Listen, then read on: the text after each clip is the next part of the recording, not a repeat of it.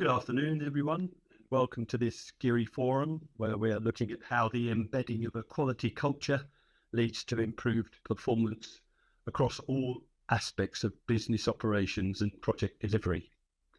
I'm pleased to be joined today by Colin Campbell of the Scottish Futures Trust, who heads up the Secretariat coordinating the Construction Quality Improvement Collaborative, CQIC, in Scotland, and with whom this is a joint webinar.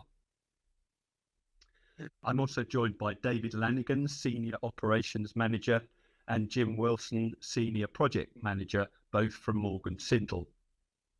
I'm going to give a short introduction about GIRI, for those of you who are not familiar with us, and then hand over to Colin, who will give you some background about the CQIC. David and Jim will then take us through a session on how they're embedding a quality culture at Morgan Sindall. And this will be followed by a panel session responding to your questions and comments. In 2015, we carried out a research project in which we were looking to establish what is the root cause of error and how much do we waste as an industry. And this was set up by a group at the ICE who went to industry for the funding. We had contributions from many organisations who were willing to share their information with us, and this is what we found. This chart shows that we found the cumulative wasted spend on error is 21% of turnover. The 5% direct cost is what we all see in NCRs and tablet records, etc., but much of the cost is hidden. 7% of indirect cost, this is the impact on others, particularly in terms of delay and disruption, and 6% unrecorded process waste, errors made and hidden or corrected but not recorded. The latent defects, which manifest themselves well after handover sometimes, come to 3%. So profitability in construction hovers around 2 or 3% of turnover. So we can quickly see that the spend on putting things right is an order of magnitude higher. And even if there's a question about any accuracy of the findings, there's a clear imperative to avoid error. Research concluded that these were the top 10 root causes of error, and GIRI's activities following the result of the research have been targeted on these highest ranking causes. We see planning at the top, design and communication features quite generally. There's the financial and time pressures, but particularly culture is worth noting. So GIRI was established following the original research as a not-for-profit membership-based organisation with the strategic aim of improving industry productivity through the elimination of error, and became a limited company in 2017. The research demonstrated the link between error elimination and productivity, and this helped to convince businesses in the industry as to the benefits of investing in a zero-error programme. But the world is changing, and boardrooms are now recognising the much broader range of imperatives they need to satisfy, including safety, sustainability and quality. An error-free strategy provides a platform for achieving all these objectives, and our strategic aim now reflects this. Quick look at how GIRI is going about achieving its objectives. We have thought leadership through our training, campaigns and forums. And we have knowledge sharing predominantly through our research and which you'll find on our website. We're very active in social media, and we have networking events 4 times a year usually at the ICE for our members. So looking at the benefits, I've talked about the productivity, safety. Well, it's recorded in Australian research, and it's probably not a lot different here, that 37% of accidents occur during rework. So you can really improve your safety record by avoiding error. On the sustainability front, well, you're not wasting time and money if you're avoiding error, so you'll have a better carbon footprint. I think the quality benefits are manifest. And of course, if you're saving time and money, your outcomes are more predictable, and we all get a better reputation, both as businesses and for the industry as a whole. On the training, we've got leadership training, interface training, supervisor and manager training, And there's also now a train the trainer course so that larger companies can do their own training using our CITB accredited materials. We've got a design guide. It's applicable to any project, particularly towards the commencement and early stages, and it aims to share best practice and knowledge as a useful tool rather than a groundbreaking report. We've also got other working groups, insurance, technology, BS, the Building Safety Act, and a group that looks with the CLC at metrics across the industry. On the collaboration front, well, we collaborate with the CQIC, as I've mentioned, but we collaborate with other major organisations looking at industry improvement. So at the end of the day, we need to have a right culture throughout our industry so that people feel empowered to act in ways which reduce error. I'm now going to hand over to Colin. Thanks, Cliff. I'll just bring up my presentation.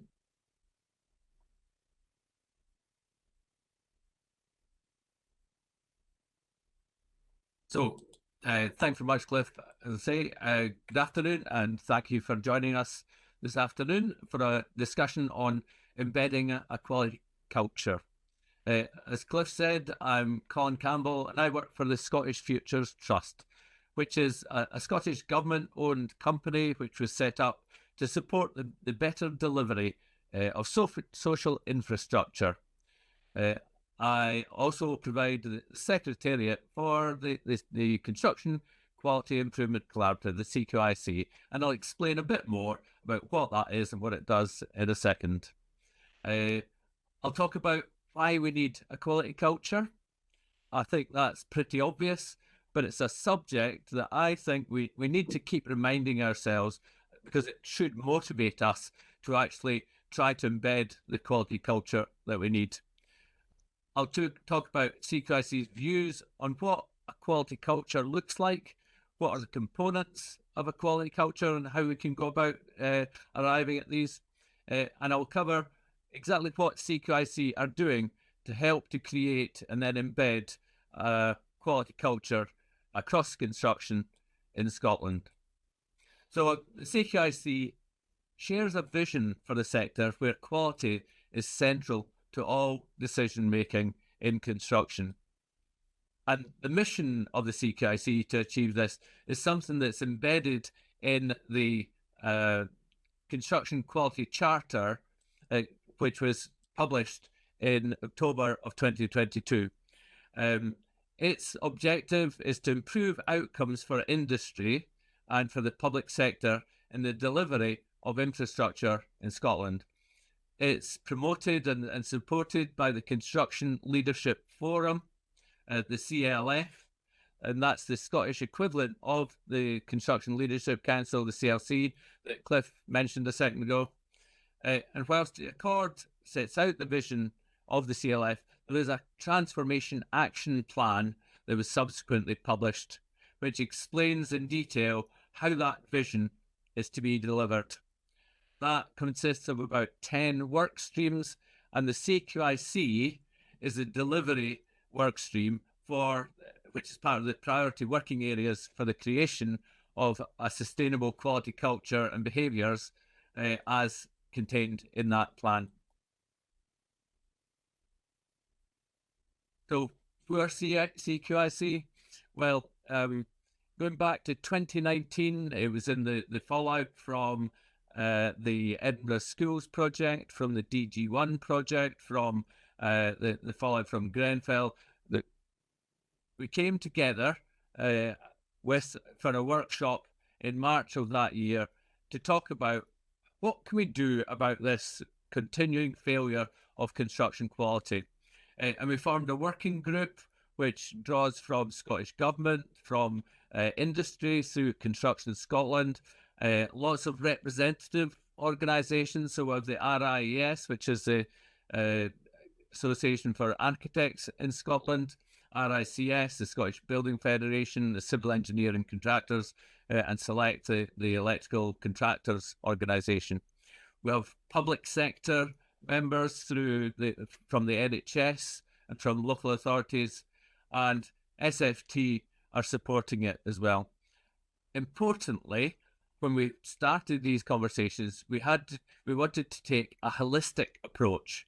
We can't just point to industry and say, you guys have got to do better. We need the clients to do better. We need the designers to do better. We need the contractors to do better. And we need the supply chain to do better. So, as I said, it's integrated into the Accord and is part of the Transformation Action Plan.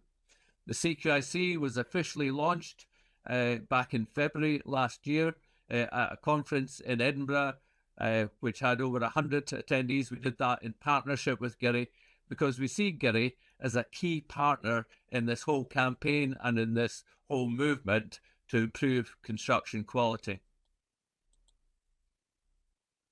Why do we need to create a quality culture? Well, it took me about 2 minutes to come up with all of the headlines that are on the slide. I don't think a week goes by, but there isn't another story in the newspapers about the difficulties and travails of the construction industry and projects that have gone wrong. So that, I think, should be a driver that will move us to do something about it. But it doesn't really. And equally, no presentation I give would be complete without referring to the research that Cliff highlighted in his introduction to this webinar. And as he said, 21% of the costs of the cost of error and the cost of doing things twice is a huge proportion of the turnover of the construction industry. We should be doing something about it. I could talk all day about the negative drivers for doing something, but we believe in CQIC that good processes and procedures only take you so far, and for them always to be effectively implemented, you need a quality culture. All of the projects that were in those headlines that I flashed up a second ago, they all had processes, they all had good procedures, but they didn't have a quality culture, and that failed, and that's why they ended up with the headlines that we did. If we have good processes, procedures, and a quality culture, then it's good for so many reasons. It's good for the environment. Zero Waste Scotland did research in Scotland that showed that 50% of waste generated in Scotland comes from work in the built environment. And I'm pretty sure that that will be the same case across the country. Safety of buildings for end users is important. I referred to the Edinburgh schools' difficulties, and the Cole report into that said that the fact that no injuries or fatalities occurred was down to luck and timing. It is really important that we don't depend on luck and timing. So therefore, we need to work on the safety of the buildings that we are creating. It's also really good for whole life asset performance. If we want the buildings to perform energy-wise and functionally the way that we want, then we've got to build them right in the first place. It's important for the construction sector's image and reputation. As I said, I could have spoken for the whole of my presentation just on the headlines that have been made through failures in construction quality. It's good for business productivity and profitability, and we've covered that already. Cliff mentioned it, and I've mentioned it. It's good for on-site safety, and as Cliff said, so many of the accidents occur during rework. But we also want to create an attractive industry, and that's both for the people who are working in it at the moment, but also the future workforce. So what are CQIC doing about it? Well, as part of our development, we come up with a charter that we want people to commit to. And that charter is based on a set of values. And I'll go through these in a little bit more detail.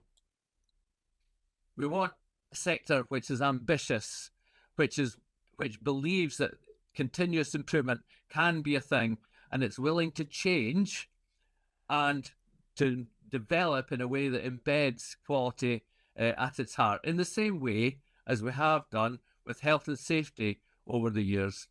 We want an industry which is collaborative, which will work together to share its knowledge, to share the lessons learned, and to share best practice.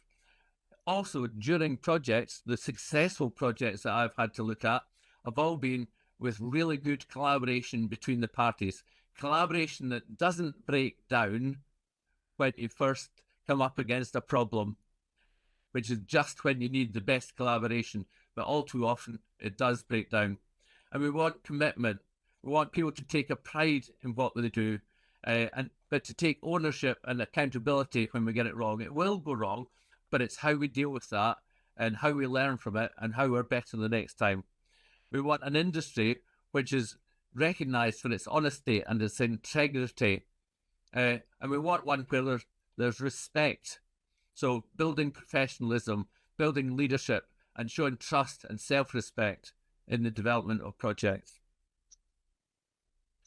Underpinning that vision are certain drivers. And again, I'll go through these because I think they are what make up a quality culture. We need good quality control and assurance, good quality management. We need systems which help us to do it right first time at the right time. We will have problems. We will have things that go wrong, but we need mechanisms in place to detect and address any variations to the agreed standards. It's really important that we have appropriate project resources, and that means the budget needs to be right, the program needs to be right, we need good design done at the right time, we need the right materials to the right quality, and with people with the skills to use those materials to develop the projects and have good outcomes. We need the right behaviours, and we need to create the conditions to embed a right first-time culture. And again, that comes back to leadership.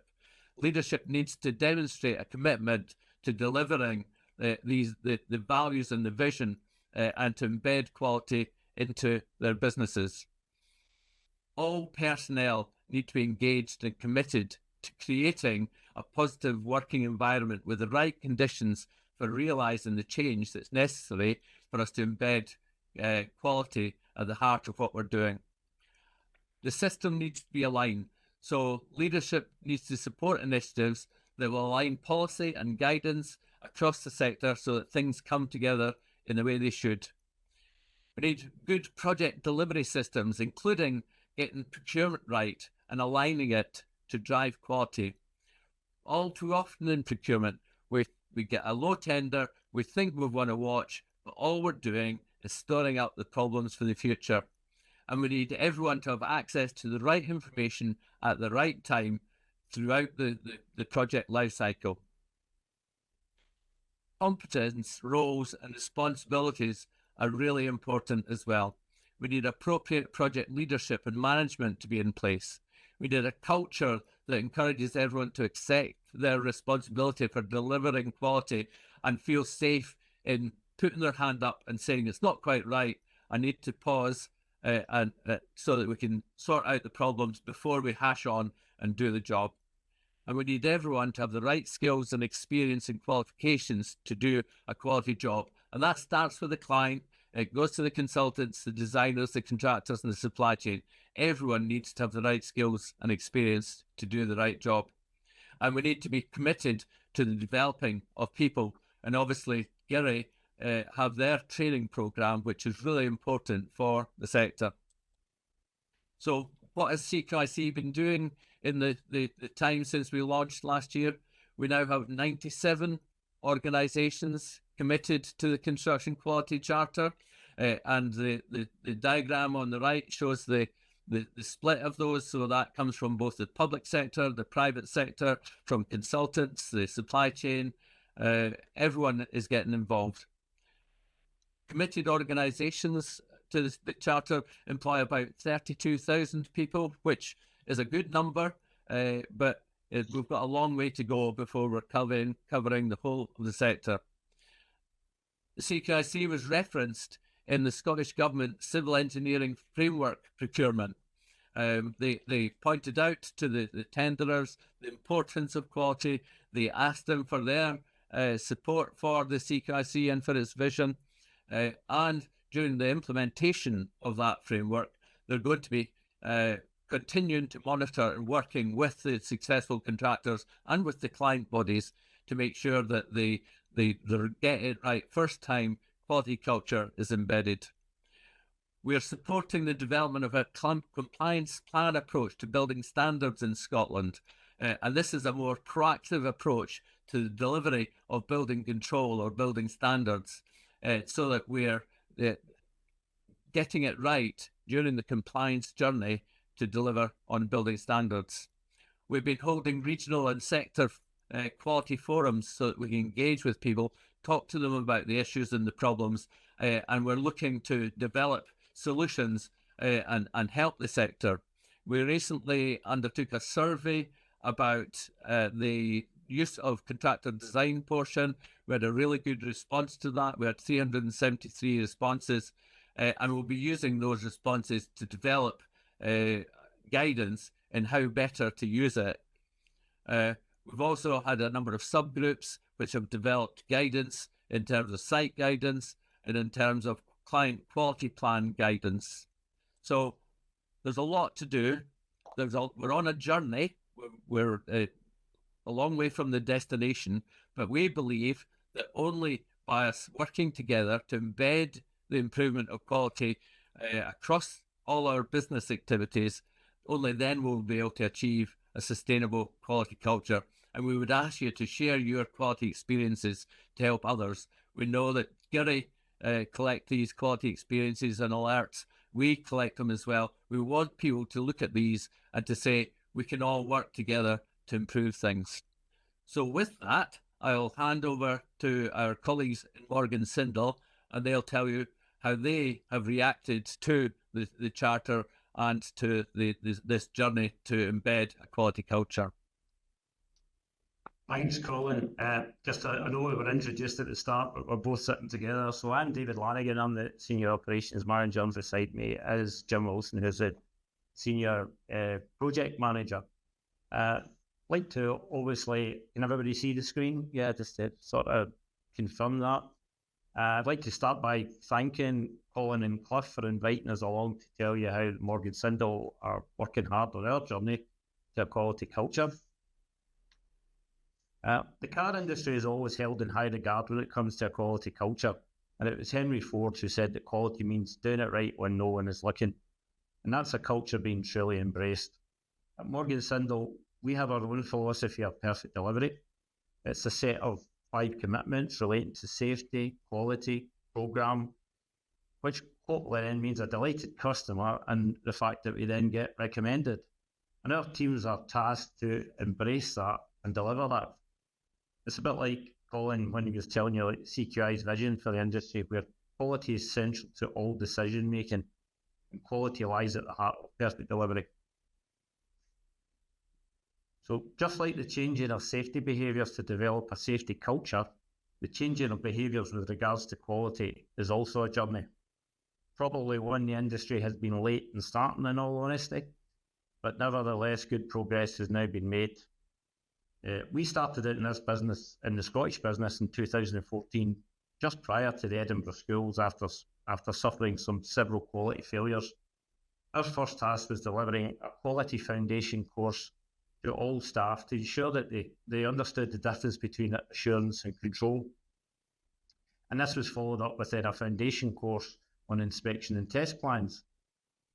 In 2015, we had to commission the BSI to produce a bespoke 2-day inspection and test plan course for all operational staff, due to the fact that, surprisingly, we could not find a provider who was providing such a course at that time. In 2018, the UK business set up its National Quality Forum, something I'm proud to say that I was part of from the outset. And from that, the decisions to enable the embedment of a quality culture are progressing. This forum has allowed for the development of such things as we have developed our own inspection and defects management system through our information management system called SIMS. We've developed quality aims and objectives. We've developed a series of quality KPIs. We have started now quality startup meetings where the teams, right before the start of a project, will sit down and look at quality risks. And then we sit with the subcontractors and do quality pre-starts. We've also developed a whole series of quality toolbox which teams can deliver on site. And lastly, but not by no means least, with the development of a system for capturing lessons learned and their distribution to the wider construction environment. In addition to this, we have partnered with the likes of GIRI, and in 2023 were awarded champions status in the Building Safer Futures accreditation, where being able to evidence a quality culture is at the forefront of achieving this. So, planning is essential in any part of a business, from strategic through to project through to safety. So why should quality be any different? As they state, failing to plan is planning to fail. I think Colin touched on this, but a CQIC key driver is alignment, where all parts of the process are designed and implemented to drive a quality improvement, performance, and deliver compliance. We need to ensure we give enough time and resources for a quality product. We all know there is a severe skill shortage at present, and therefore we have already begun as a business to look at programs differently, to look at the resource we can get and the time it takes to do it right. That's a definite cultural change, and we'll need the buy-in from all stakeholders going forward. Bad information leads to poor quality, and that starts right at the outset of the client's brief through to the toolbox talks on site. Planning to ensure the correct information is available in an easy discernible format is essential in good quality practice. As the core report recommended, information should be clear, concise, and readily accessible.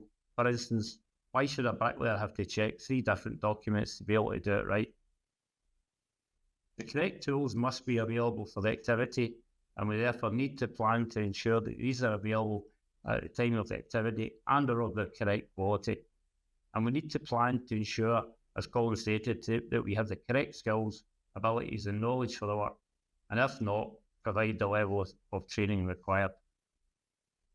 Just a quick touch on again, just picking up what GIRI and also Colin has said, SFT, benefits of planning, we'll see a productivity increase because we won't have any time wasted on rework.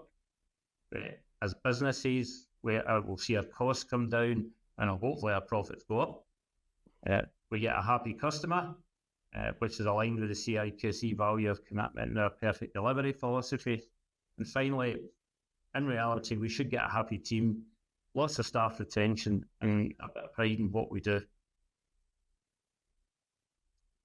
So, ISO 9000-2015 states to establish a quality culture, the organisation should ensure that its vision, mission and values are aligned to its objectives. So we've tried where possible to align not only our vision and perfect delivery philosophy, but our responsible business commitments to a quality vision for the business, as you can see. And from this, we have developed some quality objectives. So what you see up here are our quality objectives for 2014 that are communicated to the staff. You'll probably notice that there isn't any big headline and numbers there, as to do so is setting us all up to fail. What we want to achieve through these items is specific items that will lay out our quality culture, but can be measured through a year-on-year improvement. I could talk all day on each specific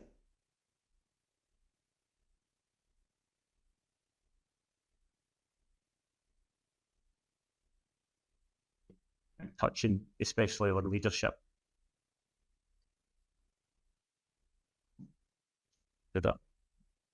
Has it dropped off or is it still shared? We've lost your presentation, yeah. All right. We could see your holiday photos though for a few moments, David. That's good. Yeah. Is that better? Yeah. Back on, yeah. Apparently we've dropped off in the office because somebody's come up and told us. So what we need to remember is that planning for quality happens throughout the project life cycle, and to assist our teams from bid winning through to aftercare, we've developed processes for each stage to guide them through the journey in terms of delivering quality. Change is a huge area of quality problems, so we have developed a specific change management area to deal with our management of this, and this is especially relevant in England through the Building Safety Act and change to the building standards where change has to be recorded. Leadership is a word that is consistently used in the CQIC's commitments and key drivers. Leadership needs to be from the top down, and this is shown by our Scottish Commercial Director, Ian Kent, who is co-chair of the CQIC. Unusually a surveyor with a passion for quality, but then again, Ian will be through in a minute. It's just a bit of banter, Ian. You may recall that I mentioned on our journey we formed a National Quality Forum in 2018. Morgan Sindall operate as a decentralised business, i.e. each region has the autonomy to make its own decisions and is not governed centrally. So each region was represented by a member who was empowered to speak for the region and who could make strategic decisions as part of the group on quality items that would start to embed a sustainable quality culture across the business. This then led to the formation of regional quality steering groups to focus on local issues as well. Our first decision as a forum was to come up with a set of quality metrics or KPIs, because we all know what gets measured gets done. And the diagram in the bottom right hand corner shows an example of this. Here the projects are measured on their quality performance, and this led to a bit of competition between the teams as nobody wanted to be seen to be failing. In developing our culture, you can see how our journey runs parallel with that of the CQIC commitments and drivers. I had the pleasure of working with Colin and other like-minded businesses in a recent working group to develop a contractor site guidance resource that is available on the CQIC website. A major part of this development was a quality plan, so it's back to the planning bit that could be used by everyone. As a business, we are working hard in our collaboration with the supply chain to encourage the right behaviours and to ensure alignment with the required quality culture. We have set out clearly, not only through discussion, but formally through subcontract conditions, their roles and responsibilities, and these are directly communicated in our interactive quality pre-start meeting, where the development of their ITPs is reviewed and whole points agreed. The quality plan forms a major part of this, and we realise that the completion of our overall project document would be too daunting during this early part of the journey. We created a simplified version that you can see on the right-hand side that allows each supply chain member to document how they will control quality for their bit of work, and just like the safety risk assessment and method statements, we review and give an approval status prior to implementation. So, I won't in all honesty say we are fully there yet with getting these completed, but we are beginning to see chunks of light as the supply chain see the benefit. Our staff and supply chain have access to the Morgan Sindall Academy, where technical and management training is available for all. Part of the National Forum's work was to develop a suite of e-learning, technical training, and such things as brickwork, curtain walling and partitions. So, we all know, if we don't know what we are supposed to be checking, then how can we check it? So, we even went so far as to utilise West College Scotland in providing a practical hands-on brickwork course for all of our staff. So, the system is also open to such things as quality alerts from partner organisations such as GIRI, in that spirit of openness and collaboration, and the intention is that CQIC will have this shared learning available as well. We've also developed what we call our quality pathway. As you can see, this is open to everyone via website. We share these posters on the sites. The quality pathway is split into 21 work packages to allow quick access to the relevant activity you're doing. It contains quality alerts, our defects avoidance booklet, which is definitely one of the handiest tools that we have, and access to the GIRI website for further info. And we've also begun to develop a set of visual standards, a sort of what does good look like. Finally, and just launched in November last year, but updated in March, we have our Quality Essentials document. This is an interactive document that sets out our expectations at each stage of the quality life cycle, with hyperlinks to our management systems and forms. It was also recently issued to all members of staff on all company mobile devices, making it even easier to access at any time. So I'm going to hand you over to Jim now, who will take you through how we are working on site to develop and encourage that quality culture. Thanks, David. As David mentioned earlier on, I'm Jim Wilson, Senior Project Manager at Morgan Sindall.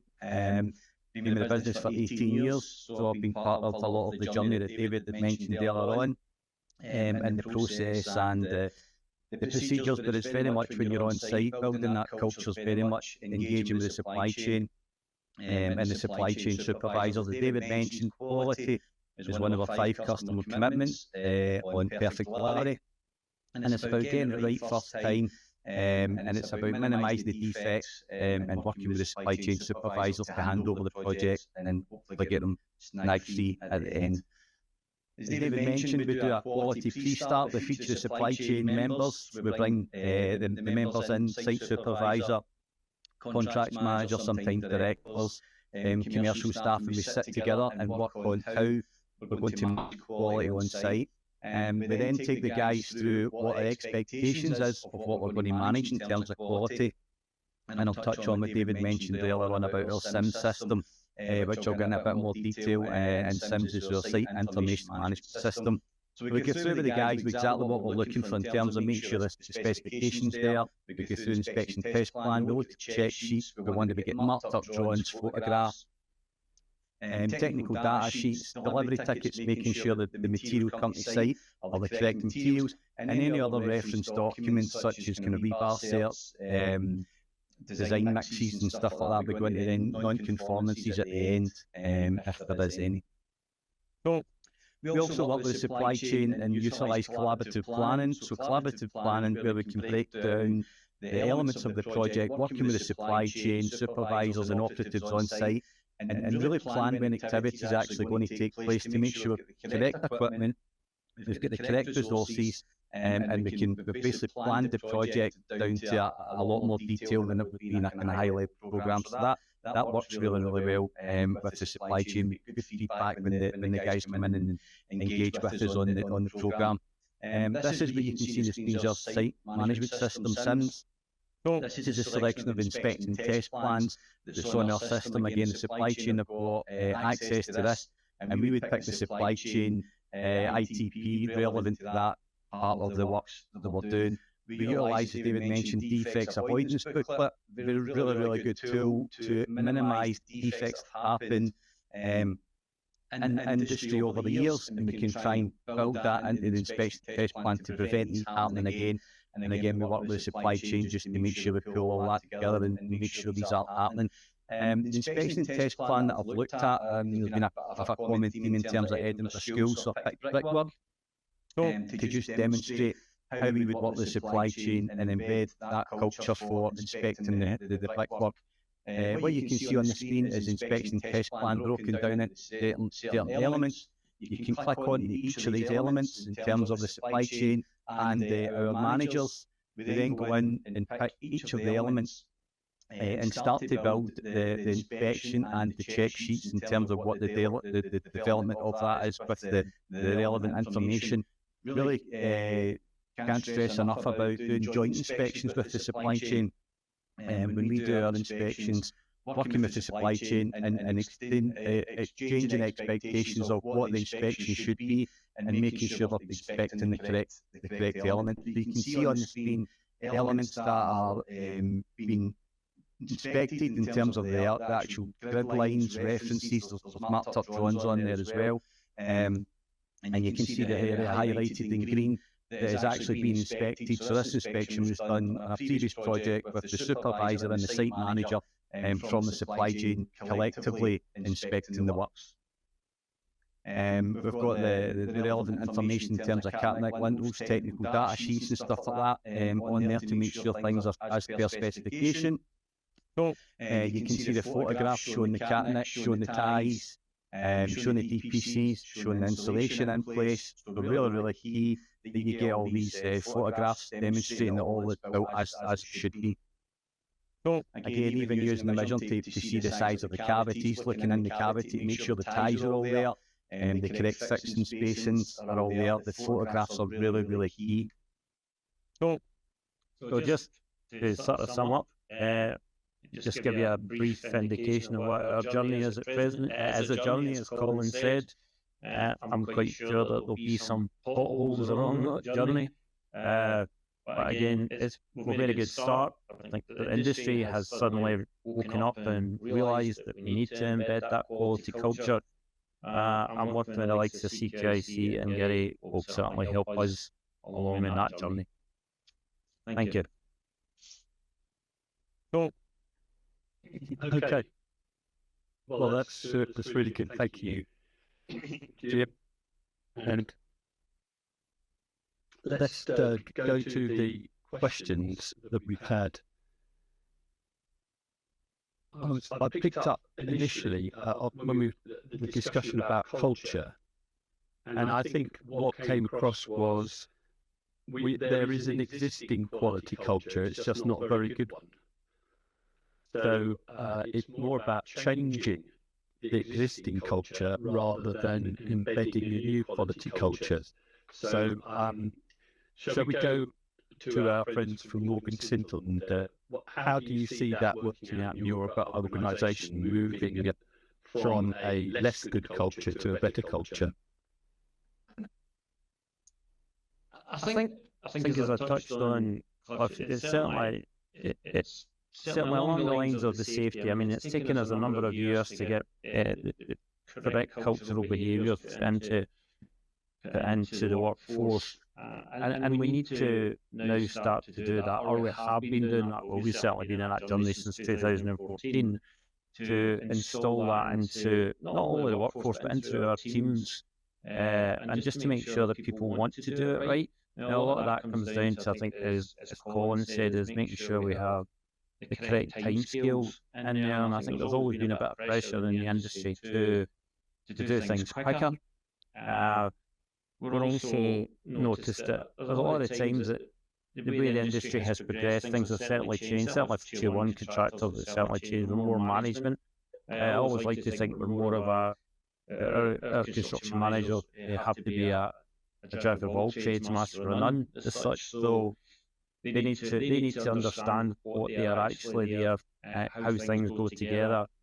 And it's making sure that the information is correct. And I think the Cole report was always, the one thing that really struck me in the Cole report was the fact that the information needs to be readily accessible. We do, the example I gave for bricklayers, and again, we're going back to what the Edinburgh schools were like. We shouldn't have a situation where a bricklayer needs to go to an engineer's drawing, an architect's drawing, and an architect's specification, an engineer's specification to look to see what they should be building. They should be in a situation where it's in one drawing. We're not there. That's probably my colleagues' design side that we need to deal with in that. But yeah, I think the industry has woken up. I mean, it's okay, it's taking things like Grenfell, Edinburgh schools, and that to make that happen. I definitely think the industry's woken up, and we are heading towards that culture. And do you think that, Jim was talking about showing photographs of what looks good, and that's really helpful. Do you think that the sort of quality control, increases in quality control, are helping with the change of culture? Because it sort of drives that better behaviour up the supply chain. Yeah, I think it does. I mean, it's the situation is if they know that you're going to be checking, they're going to do it right. I think it's not just that. It's easy to say it's all about inspections and audits and stuff like that. It needs to be a want, that the actual want to do it right. And I think we're trying to embed that into the supervision, the supply chain supervision, and also by giving that access to the various technical training and things like that. The people are actually getting it, and the technical training we've done, I didn't really touch on. It's very, very much bite-sized chunks. You can break it down. It's a bit like everybody likes YouTube nowadays, don't they? They want 2-minute videos. Well, you can bite it. You can do it in bite-sized chunks. You can go back to it and say, "Oh, I remember what that said." And I think that's very much where we are. But yes, quality control and policing it, because as we know in the Cole report, that was one thing that was missing, was the quality control. Yeah, we have quality management systems, and British standards issued, I think, in 2022, the extension to ISO 9001, specifically for the built environment. Have you come across that? Are you planning to use that within your organisation? Yeah, I mean, we're using, as I said, we're using most things. I mean, there's been a lot of emphasis put on with, obviously, with the latest Building Safety Act and things like that, and achieving the Building Safer Futures accreditation. And as I said earlier, that sort of really focuses on the culture of the business. I think someone in the chat mentioned about how you measure that. You know, you do have to look at what your initial culture was and where you want to go. And I think we're embracing everything that we possibly can at the moment to put things, but it's not a case of we don't want it all to be through ISOs and things like that. I think we in 2014 did the basic foundation so people understood the difference. But in reality, yes, whilst we want to comply with our management systems, the management systems are there as a tool to help you actually be able to deliver better. And so utilising as much as we can, and looking at how to develop that quality culture, we'll use everything, and we're consistently doing the plan, do, check and act on our management systems as well, and saying it's maybe not relevant at this time, and trying to keep them up to date. Cool, thanks. Colin, there's a question here for you about case studies. Do you have some case studies that you can share from some of the members of the CQIC? Because it helps that the skepticism is mentioned here, but notwithstanding that, I think you and I both know that case studies are a very useful tool to help people to address particular issues. So where are you in the case studies area? Yeah, we have published a couple of case studies on the CQIC website, and one of those, the most recent one, was for a project which was handed over 3 weeks early, with no snags on the snagging list, and that wasn't because we didn't look for snags. It was a project which we worked closely with to embed a quality culture. It was embraced by the client, and I think we can't underestimate getting support from clients in all of this is really important. The design team worked on it, the contractor and the supply chain, and they had a really good outcome. Everyone was very pleased with that. As I say, there's 2 case studies, one for quite a large campus, and again, it explains the approaches that people did and received good outcomes in terms of handing over phases of the project with no snags on them. Excellent. And I know that from a GIRI perspective that we have case studies coming forth from the training we do, where those who've been on training courses are asked some months later to reflect on whether the issues have been helped by the behaviour and cultural training that we have through our training courses. I just want to come back for a second. I'm going to share a screen here just to show that the discussion about being able to measure improvement. GIRI has produced a matrix model for businesses to measure their current. It's used a combi model, which some of you may be familiar with. But this GIRI maturity model basically looks at culture through the lens of motivation, capability, and opportunity, and a business is able to measure its position on each of those and monitored that improvement. So the problem that we've found in terms of measurement of improvements in quality is that businesses aren't very ready, I'll use that terminology, to share with each other their mistakes, what they get wrong. It seems that that's part of the cultural issue for the industry is sharing our errors. We got over it in safety after a while with safety accidents and incidents, and the culture changed in safety, and we now have much safer sites. But in order for the quality culture to adjust in the construction industry, there is that need for sharing data about our errors. So there's some questions around where the figures have come from regarding the number of errors that occur during rework. The particular study that I referred to, I haven't got the link to hand. It was done by Peter Love in Australia, and that's where I get the 37% figure from. But I know that others have been on that, looked at that same research, and it's the BBI link, I think, goes to that same source as well. So we can probably post some more information on that after the webinar when I've got a chance to do some checking back. What else have we got here? Great to hear the honesty in this discussion. We can only deal with the problem when recognizing there is one.